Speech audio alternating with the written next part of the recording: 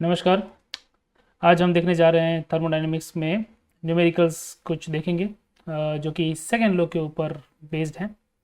इसके अंदर हमको यहाँ पे चैप्टर नंबर 6 से एक क्वेश्चन दे रखा है जो कि है हीट पंप के ऊपर।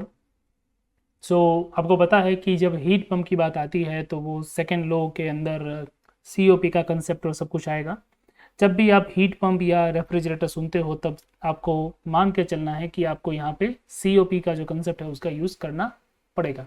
ठीक है, चलो इसको पढ़ते हैं और इसको सॉल्व करते हैं। So a heat pump is to be used to heat a house in winter and then reverse to cool the house in summer. तो एक हीट पंप है जो गर्मियों में घर को गर्म करने में काम गर्मियों में घर को ठंडा करने में और सर्दियों में घर को गर्म करने में काम आ रहा है। ठीक है, आगे दे रखा है कि the interior temperature is to be maintain as 20 degree centigrade. Right, अब एक हीट पंप है जिसका काम है कि इंटीरियर टेम्परेचर को 20 डिग्री पे मेंटेन करना। राइट, तो अगर आप गिवन डेटा को अगर ध्यान से समझोगे तो पहले तो आपको दे रखा है एक हीट पंप। ठीक है, मुझे बात बताओ हीट पंप का काम क्या है। हीट पंप का काम है हीटिंग इफेक्ट प्रोड्यूस करना। ठीक है, तो जब हमको दे रखा है कि भाई इनसाइड क्या दे रखा है हमको कि it is to be maintained at 20 degree, interior temperature is to be maintain at 20 degree, मतलब कि रूम के अंदर का टेम्परेचर जो है वो 20 डिग्री पे मेंटेन करना है। ठीक है, इसका मतलब बाहर का टेम्परेचर कम होगा। Right, the heat transfer through the walls and the roof is estimated to be 0.525 kilojoule per second per degree temperature difference between the inside and the outside। ठीक है, ये भी एक चीज़ यहाँ पे समझनी है। राइट, तो हीट ट्रांसफर रेट हमको दे रखा है Q dot, it is given 0.525 kilo joule per second. ठीक है, so from the walls and roofs it is given, right, per degree temperature difference from the inside and outside, ये भी लिख लेते हैं। ठीक है, per degree temperature difference between inside and outside। ठीक है, इसको अभी एक फिगर बनाते हैं उसके बाद समझते हैं तो समझने में आसानी होगी। तो थोड़ा मेरे साथ रहो, तुमको ये आराम से समझ में आ जाएगा। पहले पार्ट में हमको ये पूछा है कि if the outside temperature in winter is 5 degree centigrade then what is the minimum power required to drive the heat pump. ठीक है, आउटसाइड टेम्परेचर कितना है विंटर के अंदर 5 डिग्री सेंटीग्रेड है। ठीक है, तो 5 डिग्री सेंटीग्रेड अगर आउटसाइड डिग्री टेम्परेचर है तो फिर कितना जो है वो यहाँ पे हमको पावर लगेगा जिससे आपको हीट पंप चलाना पड़ेगा ताकि आपका रूम जो है वो गर्म रहे। राइट, तो यहाँ पे फिगर ड्रॉ करते हैं। पहले हीट पंप होता कैसा है, ए जो पोर्शन है ना, ए पोर्शन, उसमें हमको दे रखा है हीट पंप। जैसा मैंने बताया हीट पंप का काम है चीज़ों को गर्म करना। तो ये जो है वो आपका रूम है, this one is the room. ठीक है, जिसको आपको 20 डिग्री सेंटीग्रेड पे रखना है। राइट, उसको रखने के लिए क्या करना पड़ेगा, हीट आपको डिलीवर करनी पड़ेगी। वो कौन करेगा, वो हीट पंप करेगा। उसके लिए आपको हीट पंप को क्या देना पड़ेगा, वर्क देना पड़ेगा। ठीक है, तो हीट जो है वो डिलीवर करने के लिए वो सिंक से जो है वो हीट तो उठाएगा नहीं उठाएगा। ठीक है, सो सिंक यहाँ पे है और सिंक क्या है, सिंक है आउटसाइड, मतलब कि रूम के बाहर का atmosphere, that is your sink. और वो कौन सा टेम्परेचर पे है, that is at 5 degree centigrade. आई बात समझ में। ठीक है, सिंपल सा लॉजिक है। रूम है आपकी desired effect, room is your desired effect.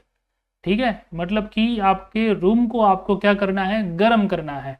कहाँ पे गर्म करना है, 20 डिग्री सेंटीग्रेड पे आपको उसे गर्म करना है। और बाहर का टेम्परेचर जो है वो 5 डिग्री सेंटीग्रेड पे है। और जैसा कि आपको मालूम है कि हम जो है वो ये मानते हैं कि भाई हमको इसको किस में लिखना चाहिए, केल्विन में। ठीक है, तो TH will be 273 plus 20 degree. ठीक है, तो कितना हो जाएगा आपका 293 केल्विन। और TL आपका कितना हो जाएगा यहाँ पे 273 प्लस 5 वो हो जाएगा 278 केल्विन। ठीक है, तो वो तो आपको समझ में आएगा। क्या पूछा है आपको? आपको ये पूछा है पहले क्वेश्चन में कि भाई ये आइडेंटिफाई करो कि इतना काम करने के लिए कितना वर्क चाहिए, मतलब कि 20 डिग्री अगर आपको रखना है आपके रूम को तो कितना वर्क आपको करना पड़ेगा। तो कहाँ से मिलेगा ये? COP से मिलेगा। COP क्या होता है? COP होता है desired effect divided by work input. ठीक है, तो डिजायर्ड इफेक्ट कितनी है इधर? डिजायर्ड इफेक्ट कितनी है इधर? ठीक है, उसको जरा मतलब कौन सी है desired effect? Desired effect is heating effect ना। Desired effect is nothing but heating effect divided by work in. तो वर्क इन जो है वो आपको ढूंढने के लिए वर्क इन को अगर आप सब्जेक्ट बनाते हो तो heating effect divided bye COP। यहाँ पे हीट इंजन नहीं है, ठीक है, इट इज हीटिंग इफेक्ट। ठीक है, divided by COP। Heating effect मतलब कि और कुछ नहीं बल्कि QH डिवाइडेड बाय COP। ठीक है, हीटिंग इफेक्ट मतलब कि QH right divide by COP आपको चाहिए। अब यहाँ पे आता है बहुत ही इंपॉर्टेंट सवाल कि भाई COP कहाँ से लाएंगे? पहली बात है, ठीक है, क्योंकि COP आपको दे नहीं देखा है। दूसरी बात है QH कहाँ से लाएंगे, क्योंकि दोनों अननोन है। तो देखो यहाँ पे समझ लो, QH बहुत ही आसानी से मिलेगा आपको। क्या दे रखा है आपको? पहले जरा फिर से एक बार डेटा पढ़ते हैं। डेटा में दे रखा है कि भाई Q डॉट मतलब कि ये जो है ना कुछ, this is 0.525 kilo joule per second per degree temperature difference between the inside and outside. ठीक है, मतलब टेम्परेचर डिफरेंस 1 डिग्री अगर चेंज होता है ना तो इतनी हीट जो है वो ट्रांसफर होती है इनसाइड और आउटसाइड के बीच का टेम्परेचर डिफरेंस है तो। ठीक है, और वो कहाँ कहाँ से होता है? वॉल्स और रूफ से आता है।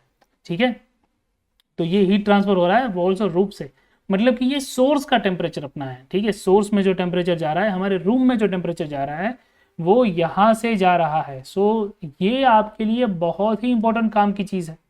ठीक है, तो आपका QH इसी से आएगा, Q dot multiplied by temperature difference. ठीक है, क्यों ऐसा है? क्योंकि दिस इज पर डिग्री टेम्परेचर डिफरेंस ना, तो अगर आप टेम्परेचर डिफरेंस से मल्टीप्लाई कर दोगे तो काम आपका हो जाएगा। तो Q डॉट है 0.525 मल्टीप्लाइड बाय टेम्परेचर डिफरेंस आपका कितना आएगा कि भाई बाहर का टेम्परेचर, अंदर का टेम्परेचर 20 डिग्री, बाहर का टेम्परेचर 5 डिग्री। तो ये जब आप टेम्परेचर डिफरेंस जो है वो कर लोगे तो आपको आंसर क्या आ जाएगा? आंसर आ जाएगा आपका 7.875 kilo joule per second. This will be your QH। अच्छा, आप COP क्या आएगा? COP कैसे लोगे? COP for heat pump, that will be TH upon TH minus TL। ये ध्यान में रखना हमेशा। ठीक है, TH upon TH minus TL, मतलब TH के ऊपर है क्योंकि हमको चाहिए हीटिंग इफेक्ट ऊपर। ठीक है, तो TH जो है वो आपको यहाँ पे लेना पड़ेगा सब कुछ केल्विन में। सो 293 डिवाइडेड बाय 293 माइनस 278, तो ये केल्विन में होना ज़रूरी है वरना फिर गड़बड़ हो जाएगी। ठीक है, तो COP आपको मिल जाएगा यहाँ पे 19.53। अब देखो COP आपको मिल गया, QH मिल गया, तो WIN मिल जाएगा कि नहीं मिल जाएगा? ऑब्वियसली मिल जाएगा। तो इस तरह से जो है वो WIN आपको आइडेंटिफाई करना है। ठीक है, आसान था वो, तो इस तरह से इसको समझना पड़ेगा। अब चलिए, अब आपके पास जो है वो पार्ट B है। पार्ट B में आपको क्या दे रखा है, जरा इसको पढ़ लेते हैं। पार्ट B कहता है कि if the power output is same as part A। ठीक है, जो पावर है ना, द पावर आउटपुट, उसको सेम रखते हैं, पार्ट A जितना ही रखते हैं। ओके, मतलब कौन सा पावर आउटपुट की बात कर रहे हैं हम इधर? जो भी आपका W की वैल्यू आएगी वो कहाँ पे, ये जो W की वैल्यू आपको आई ना, ठीक है, उसकी बात कर रखे हैं, राइट, वो सेम है, right. What is the minimum, what is the maximum outer temperature for which the inside can be maintained at 20 degree centigrade? What is the maximum outer temperature?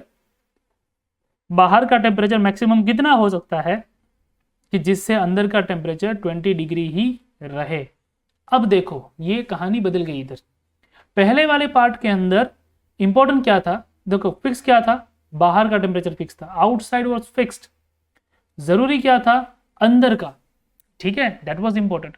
अब उल्टा हो गया, now inside is fixed, inside is fix, now आपका focus है बाहर के temperature पे, ठीक है। तो बाहर का टेम्परेचर तो लोअर टेम्परेचर है ना, जब आपका फोकस लोअर टेम्परेचर के ऊपर जाता है तब आपको क्या जरूरी है, आपको चाहिए हीट पंप नहीं, आपको चाहिए रेफ्रिजरेटर, ठीक है।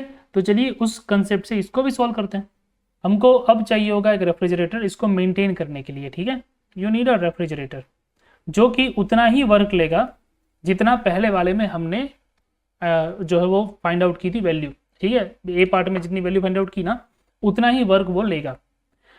वो वर्क लेके क्या करेगा कि जो हमारा टेम्परेचर है उसको 20 डिग्री पे बस तुमको मेंटेन रखना है, ठीक है। 20 डिग्री पे टेम्परेचर मेंटेन रहना चाहिए, चाहे बाहर का टेम्परेचर कितना ही हो जाए, उससे मुझे कोई फर्क नहीं पड़ता है, ठीक है। इस तरह से ये बनेगा, राइट।